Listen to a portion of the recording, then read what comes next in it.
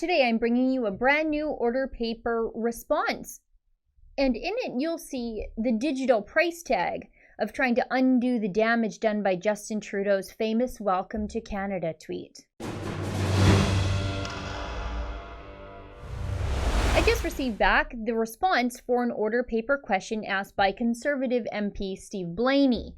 Blaney asked the government, with regard to expenditures on government advertising with internet search engines such as Google and Bing since January 1st, 2016, broken down by year, what are the details of all expenditures including amount, date, and duration of contract, vendor, name of search engine, purpose of advertisement or summary of campaign, and what is the total of all expenditures between January 1st, 2016 to April 4th, 2019. The response from the government is 135 pages long, and some ministries are spending a lot, like Employment and Social Development Canada, and I think that's fair. It makes sense because they are trying to inform the public about what sort of skills training grants they offer, and some ministries are spending pretty well nothing, like the Ministry of Finance. Also good to hear. However, just for fun and because she's my personal muse, Environment Minister Catherine McKenna spent $130,000 to try to get people to click on the climate change website, plus another $48,000 to try to get people to click on her nature website. Oh, and another nearly $5,000 to tell retailers about the upcoming ban on microbeads in cosmetics, because McKenna literally had to pay search engine companies to try to get people to care about her constant climate change fear-mongering. Okay, so that was a bit of fun, at least for me, but here's the real news. Buried deep within this 135-page document package, about halfway through actually, we can see how the Immigration Ministry was trying desperately to undo all the damage Justin Trudeau did with his single stupid virtue signaling tweet, a tweet that was a swipe at President Trump's travel ban from a handful of failed states all across the world. Remember this one?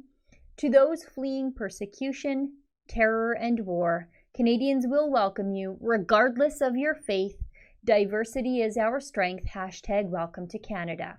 Now, according to their order paper response, Immigration, Refugees, and Citizenship Canada spent nearly $2.5 million on search engine advertising to try to get people to click through to their programs and educational campaigns. And specifically, IRCC spent $189,000 on irregular migration information campaigns. First, let's call it what it is. It's illegal immigration. Now let's examine the spending, because this spending shows some real liberal fear.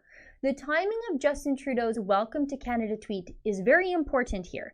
He sent that tweet out January 28th, 2017, the beginning of the year. During all of 2017, the Liberals spent less than $10,000 to advertise information campaigns about illegal immigration.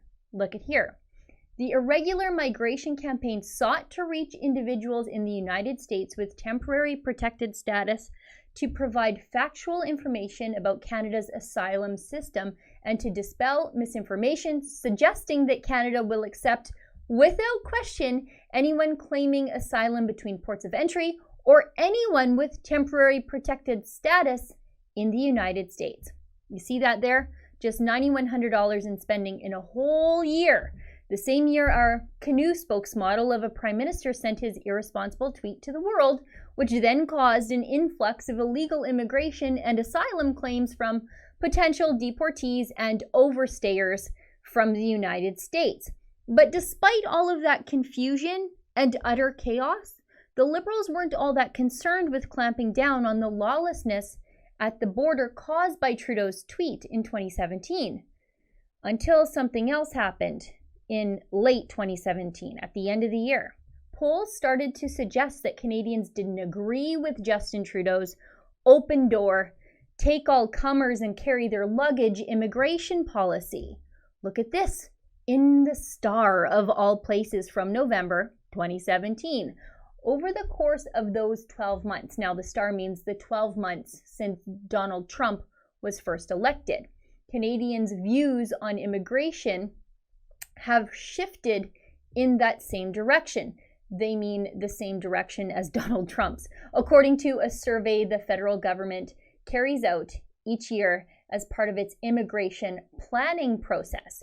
So all of a sudden, in late 2017, after Canadians had been suffering through the consequences of Justin Trudeau's virtue signaling, like overflowing homeless shelters and bare shelves down at the food bank, immigration officials became suddenly aware that Canadians wanted something different for the immigration system.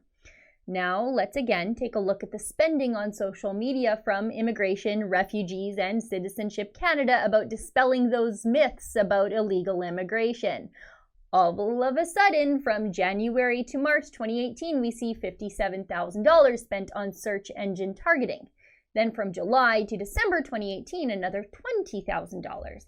Then in just 2 months, from the beginning of February to the end of March 2019, another $102,500 was spent on search engine advertising, all to dispel myths spread by the Prime Minister about illegal immigration, for a grand total of nearly $189,000 just to try to get people on Google and Bing to click through to get the proper immigration information, as opposed to the fake news spread by our own Prime Minister. All of that money, nearly $200,000, spent to combat fake news Trudeau spread in just one tweet.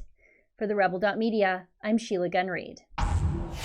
What you just saw there is the daily video that I do here at The Rebel. I'm an accountability journalist. I hold the government to account on behalf of the people. And that's why I wrote my best-selling book, Stop Notley. It made the case for throwing out the NDP. And now, NDP holdovers and appointees in the Alberta government are investigating me for writing that book. You can see the full story and pitch in to cover my ballooning legal costs at savesheila.com.